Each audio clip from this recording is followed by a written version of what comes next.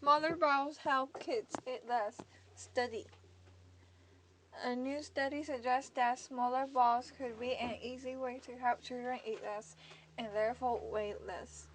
Announced last week, the U.S. study involves 69 preschool children who ate cereal and milk from 8 and 16-ounce bowls until they had their fill. Children who ate from the larger bowls asked for 87% more cereal and milk, the findings showed. The quickest way parents can help kids eat less might be to grab them a smaller bowl, said Brian Wensink, professor of behavioral economics at Cornell University and the leader author. In a second study involving 18 elementary school children, researchers used secret scales embedded within the tables to weigh each cereal portion before and after the kids ate to measure exactly how much they consumed. The kids with larger bowls requested 69% more cereal and milk and also ate 52% more. Bigger bowls caused kids to request nearly twice as much food, leading to increased intake as well as higher food waste, said co-author Kurt Van Ittersen of University of Groningen. Based on these findings, using smaller dishware for children may be a simple solution for caregivers who are concerned about their kids' caloric intake. The study was published recently in the Journal of Pediatrics. Previous research published in the Journal of Consumer Research last year supports the theory for adults too, finding that subjects who dined from smaller plates and bowls ate less. Another study published in the same journal found that people who use bigger forks also tend to eat less. Thanksgiving memory. Mom gives up dreams to help polio-stricken son to walk. Thanksgiving Day brings powerful and painful memories to California writer Kurt Sipolsky. On November 13, 1948, a month after his second birthday, he was diagnosed with polio, and the mother who supported him through the medical ordeal died at the age of 80 on that same date, 50 years later on Thanksgiving weekend. Sipolsky, who is 67 and lives in Palm Desert, writes about his personal journey and the strength that his mother gave him in a self-published memoir, Too Early for Flowers. Polio outbreak sparks mass vaccination effort. I suppose the first memory of her was when I was about 5, he writes in the memoir. We were sitting on the bathroom floor and I was crying. My older brother Gene had dressed and had run out into the warm Illinois sunshine. My mother Iris was trying to put my steel leg brace on, trying the orthopedic shoe, the leather cuff strap, the knee pad, the thigh strap, and buckling the steel belt around my waist. The room was hot and the heavy belt bit into my hips as she struggled to pull up my jeans over the shoe and the brace. Iris Monday was 30 years old then, living in their hometown for Australia, where her son had been diagnosed with the dreaded disease. Why me, Mom? Why did I have to get polio? He writes. She stopped and took my hands in hers. But Kurt, Jesus only chooses the bravest boys. God picked you above all the boys in town. I bit into my lower lip in an attempt to live up to her words. Sipolsky writes. Am I brave? I asked. Of course you are, and God will always watch out for you. She pressed her handkerchief to my face and ran her hands through my blonde hair. Monday met Sipolsky's father, a young soldier, in 1943 while working as a secretary at the newly completed Pentagon in Arlington, VA. It was there she met President Franklin D. Roosevelt. Sipolsky told ABCnews.com. The awe of reaching down to shake his powerful hand never left her, said Sipolsky. But Sapolsky's father died of a cerebral hemorrhage after serving in World War II. And so in 1951, the family, which included Sapolsky and his brother Jim, moved from Virginia back to a hard-scrabble life in Illinois, where they lived with his maternal grandmother. His mother eventually remarried Bill Mundy, but her professional dreams were dashed. And when her son was diagnosed with polio in 1948, Mundy knew she had to push him to the limits if he was ever to walk again. Later, Mundy visited Sapolsky in California in March 1998, but when returning home, she was in a car accident. The incident triggered a stroke, and she lay alone in her Illinois apartment before worried neighbors found her. My mother was hospitalized for some time, so the phone call from my brother was not a great surprise, said Sapolsky. I had visited her earlier that summer. She needed 3 caregivers for round-the-clock care, and I was there for moral support, helping her remember things after anesthesia wiped things out, and to help her walk with her broken hip. But Sapolsky said he saw it as a way to repay his mother for all the care she'd given him when he was a little boy in leg braces. I remember the many years of our kitchen table leg exercises and how Mom would try to distract me from the stretching and the reshaping of my muscles. He said she talked of the world that had waited for her to see, but she had fallen madly in love with a young soldier and sacrificed her dreams of a career at the Pentagon and to see the world, to become a wife and mother. Sapolsky said he made his mother proud after he graduated from college and accepted a job as a reporter from media giant Rupert Murdoch in Australia and later in Paris. He eventually went on to publish San Francisco's Gentry magazine. Retired but still freelancing, Sapolsky said he still struggles with post-polio syndrome and has difficulty walking and uses crutches. I don't think the pain of my polio ever left her, he said, because you see, on the day she died, 50 years earlier, was the day I was diagnosed with polio. Pope wants closer look at Vatican's finance reform. Pope Francis on Thursday named his top assistant to look into the work of 2 commissions of inquiry he set up last summer to investigate the finances of the troubled Vatican Bank and Holy See administration. A Vatican statement said Papal Secretary Monsignor Alfred Schurep will be Francis' delegate, keeping his eye on the committees and keeping him informed in collaboration with the Secretariat of State on their working procedures and possible initiatives. The Vatican spokesman, Rev. Federico Lombardi, said the aim was purely to smooth communication between the Pope and the commissions as they intensified their work ahead of meetings between the Pope and his 8 cardinal advisors. But the move appears to create new filter between the commissions and the Pope that could raise questions about their independence. Originally, leaks experts were supposed to report directly to the Pope and present him with recommendations. Thursday's statement suggests that Maltese-born Schurep and the Vatican's powerful Secretariat of State will be the Pope's main points of reference for the work of the independent commissions. Francis first named a study committee for the Vatican Bank in June to help clean up the scandal-marred institution that has been the subject of money laundering investigations by Italian prosecutors. He named another commission in July to look into the Holy See's full financial picture to try to provide greater transparency and cut down on waste. The Holy See's financial problems were revealed publicly, and last year with the leaks of papal correspondence by the butler of then Pope Benedict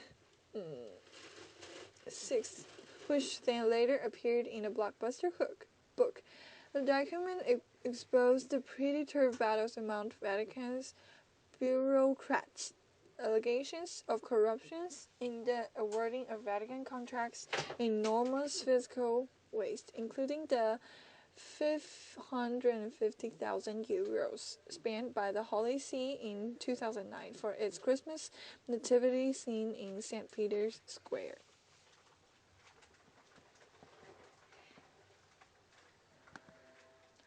Next, artist makes sticky issue out of radiation in Japan. With his face hidden behind sunglasses and a white surgical mask, the artist is almost as invisible as the radioactive contamination he is protesting against. Yet his stickers are graphic reminders of the Fukushima nuclear disaster.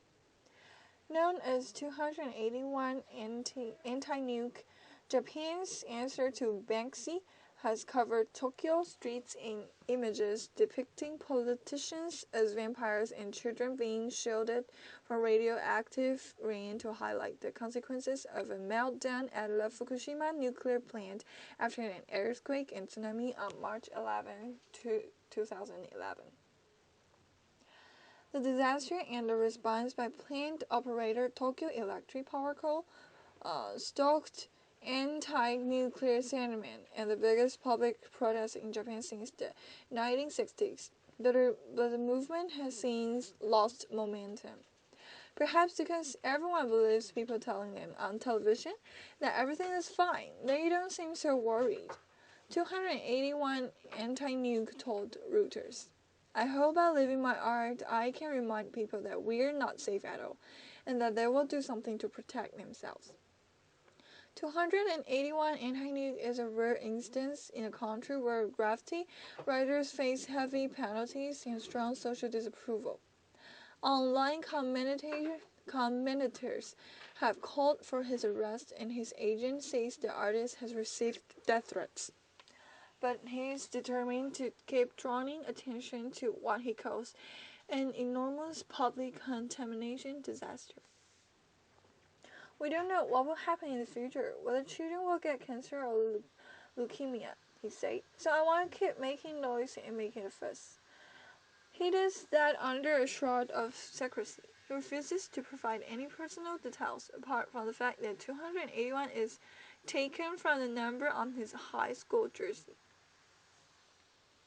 The only clue to his age is a sprinkling of gray hair poking from under his hoodie. Inspired by punk music and the Sex Pistols album art by Jamie Reid, many of his bold designs depict children threatened by nuclear power, with the atomic symbol taking the place of flower petals, a biscuit, or an inflatable swimming ring.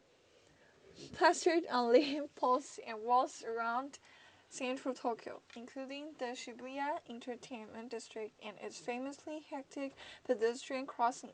Some of the images are the size of a fist and others as large as a small child. Pay attention. 281 said he started dropping Anti-Nuke from his moniker recently as he tackled topics such as an upcoming hike in consumption tax and Japan's hosting of the 2020 Olympics. "The nuclear accident allowed us to realize that Japan had hidden a lot of things," he said.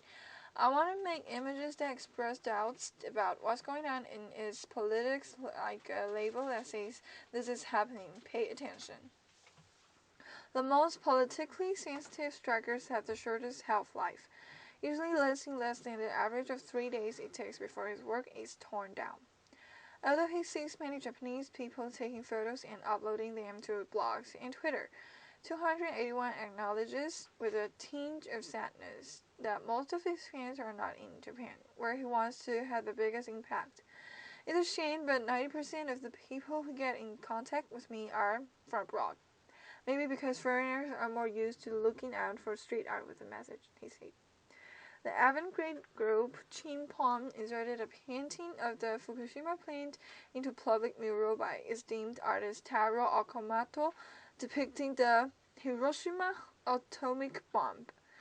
Otherwise, the response from high-profile Japanese artists to the nuclear disaster has been subdued. I don't know why more Japanese artists didn't react. I wonder whether they were moved at all. 221 said. But he realized the risks in speaking out against the establishment and is careful to maintain his anonymity. My job is to add color to things that are invisible, he said, but I don't think I should be seen. Paris shooter convicted of domestic violence in UK. The man alleged to have wanted a photographer in a Paris shooting spree had been convicted of domestic violence in Britain shortly before returning to France, a newspaper said Thursday. Newspaper Liberation reported that Abdelhakim Dekha, who is facing charges of attempted murder and kidnapping in France, was convicted of spousal abuse by a court in St. Albans, about 35 kilometers (22 miles) north of London in January. He was sentenced to wear an electronic bracelet, carry out community service, and follow the curfew for 6 months. He was also ordered to stay away from his ex-partner, a Latvian student named as Valentina at 8, and their 2 children, boys born in 2004 and 2006. His sentence ended on July 16, 2013, after which he came to France, Liberation said. He lost an appeal in October and was ordered to pay €400 in legal fees. The rejection of his appeal on October 16th and therefore the definitive nature of his domestic violence conviction may explain his decision to stay in France, Liberation wrote. Dekha, 48, was arrested on November 21st after a major manhunt following a shooting at Liberation, a left-wing newspaper that left the photographer's assistant seriously hurt, and a separate incident where shots were fired at the headquarters of the Societe Generale Bank. He's also accused of having hijacked a car during his escape and of having a few days earlier threatened staff with a gun at the Paris headquarters of 24-hour television news channel BFM-TV.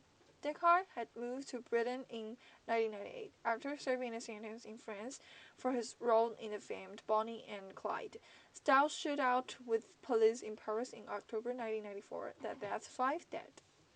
Descartes was convicted of having bought a shotgun used in the 1994 attack by student Florence Reid and her lover Audrey Maupin. Liberation also reported that Descartes had in 2000 married a young Turkish student, Gens Iras, and that the couple had lived in Ilford, northeast of London. Descartes has refused to cooperate with police, but his DNA has matched samples found at the scene of the attacks. In letters found after the attacks, Descartes railed against capitalism and accused the media of being involved in conspiracies. Americans mark Thanksgiving Day with travel, parade, and shopping. Americans gathered on Thursday to celebrate Thanksgiving by stuffing turkeys and braving cold winds along parade routes, while others started the holiday shopping earlier than ever in a trend that some argued went against the spirit of the holiday. With retailers offering Black Friday deals before Thanksgiving, tables were even set on the Thursday. Critics circulated online petitions, and a handful of franchise owners said they had defied corporate orders by keeping their stores closed for the holiday. It bothers me that this country is allowing them to dictate time away from our families. Holly Cassiano, who refused to open her Sears franchise in Plymouth, New Hampshire, told CNN. A Pizza Hut restaurant manager in Elkhart, Indiana, who was fired for refusing to keep the restaurant open on Thanksgiving, said the worldwide pizza chain had offered to rehire him and he was considering it. Grosser Whole Foods said its Thanksgiving work shifts were voluntary and it would compensate staff with time and a half pay. Discount chain Kmart said it had offered its holiday workers the same arrangement. On a clear, sunny Thanksgiving, nose-diving morning temperatures after rainy, snowy evening along the East Coast made for sleek conditions during one of the nation's busiest travel time. Mother Nature gave New York a break with winds just below the level that would be grounded Snoopy and other giant helium balloons in Macy's Thanksgiving Day Parade. Although Spider-Man limped along after its left arm was torn by the tree branch, city regulation prohibited the massive inflatables from flying when sustained winds topped 23 miles per hour and gusts exceed 33 meter floor. With a high-calorie feast looming, some Americans participated in morning running races called Turkey Trots in Glen Ridge, New Jersey. 3,000 people turned out, with some wearing turkey hats and headbands decorated with turkey drumsticks. On Thanksgiving, I'm grateful I can still run 5 miles, so it's a great way to start the day, since I'll be in the kitchen for the rest of it, said Patty Orsini, 54, a marketing analyst from Maplewood, New Jersey. Shopping season. Elsewhere, eager consumers got a jump on the pre-Christmas shopping season, which has 6 fewer days than 2012. In New York, the Lord & Taylor flagship store on Fifth Avenue welcomed shoppers at 9 a.m. East, and it was business as usual at most shops around Times Square. However, early visits by routers to make stores found sparse crowds. The Macy's parade, in its 87th year, was expected to be viewed by some 3 million others along its route through Manhattan and another 50 million people on television. This year, the parade attracted controversy.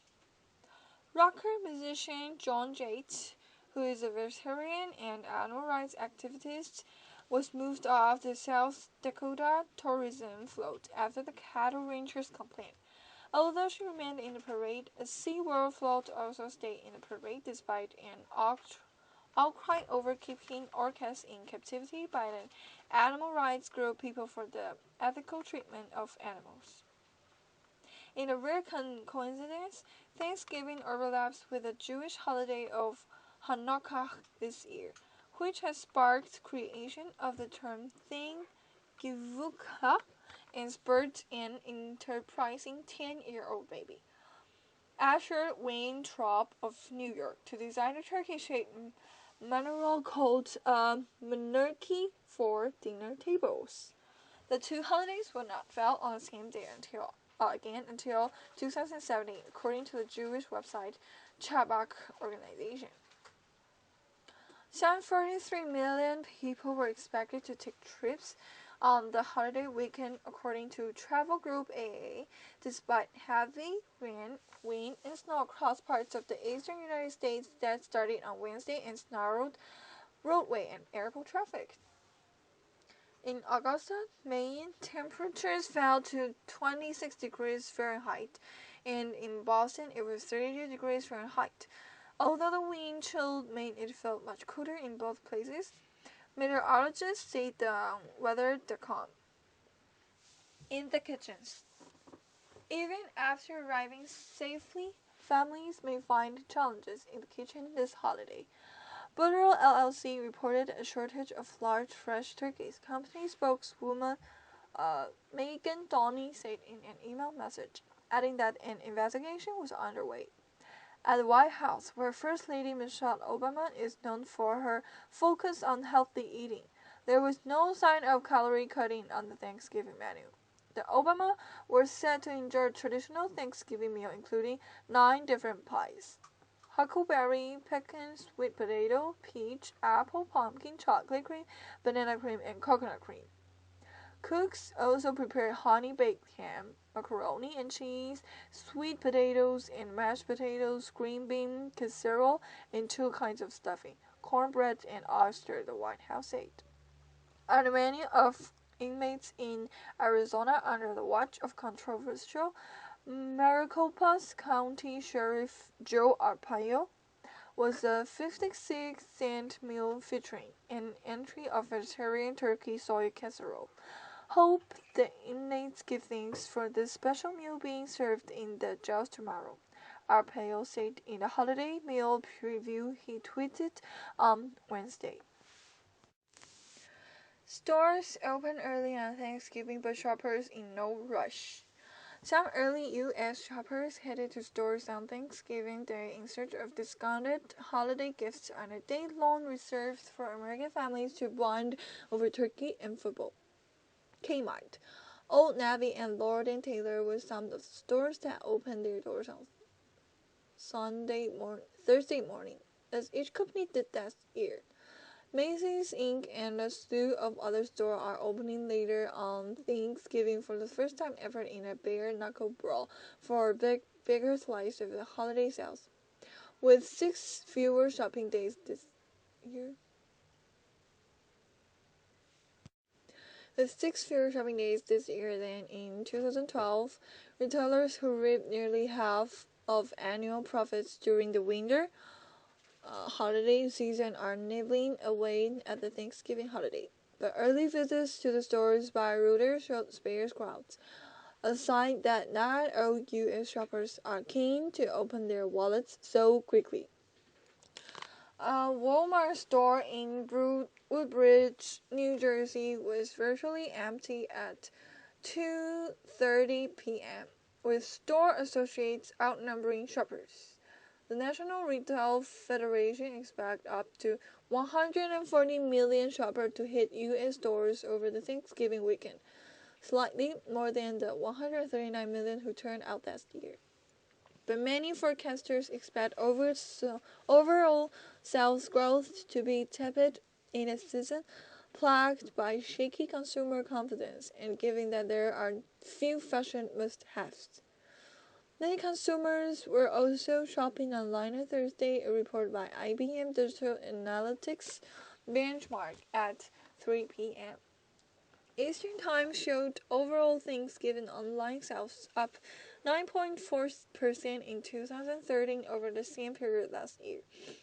Thanksgiving is the fastest growing day for e-commerce during the holiday season, said Andrew Lipsman, Comscore's Vice President of Marketing and Insights. There is a broader cultural norm where people feel it's okay to shop on Thanksgiving.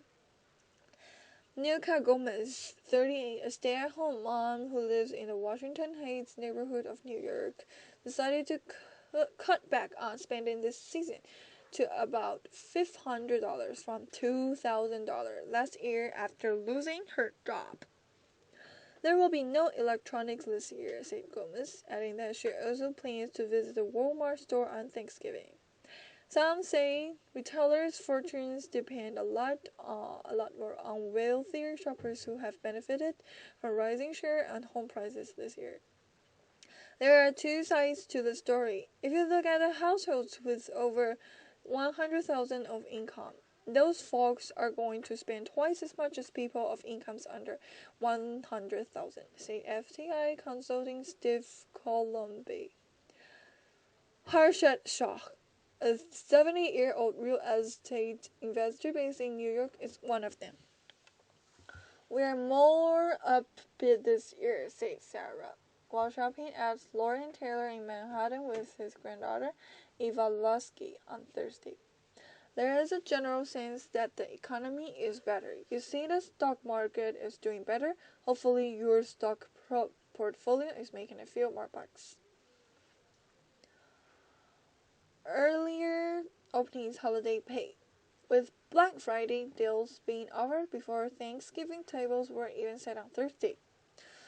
Some were criticizing the retail industry's approach. Critics circulate online petitions, and a handful of franchise owners said that they had defied corporate orders by keeping their stores closed. Target Corp, Best Buy Co. Inc., and Toys R Us are opening earlier on Thursday than they did last year. Many Walmart Stores Inc. U.S. locations will be opening all day, with Thanksgiving specials offered beginning at 6 p.m. Department store chains Kohl's Corp, J.C. Penney Co. Inc., Macy's all announced earlier this year they would open on Thanksgiving Day for the first time ever. The ones that are opening earlier are going to get more sales, but in the end, I don't think the overall pie gets any bigger. It's just a sheer gain, said Brian Yarbrough, a retail analyst with Edward Jones. He also estimates that overall sales of November to and December will be up 2.8%. This is more conservative than the 3.9% jump forecast by the National Retail Federation.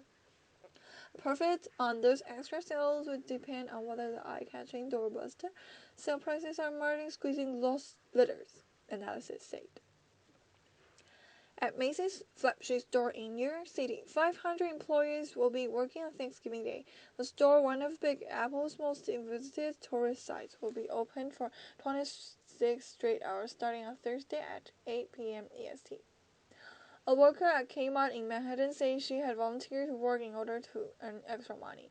Kmart workers are getting time and a half for the hours they week on Thanksgiving, Sears spokesman Howard Reed said. Black Friday is predicted by Shopper Track to be this year's biggest day of the season for sales and traffic.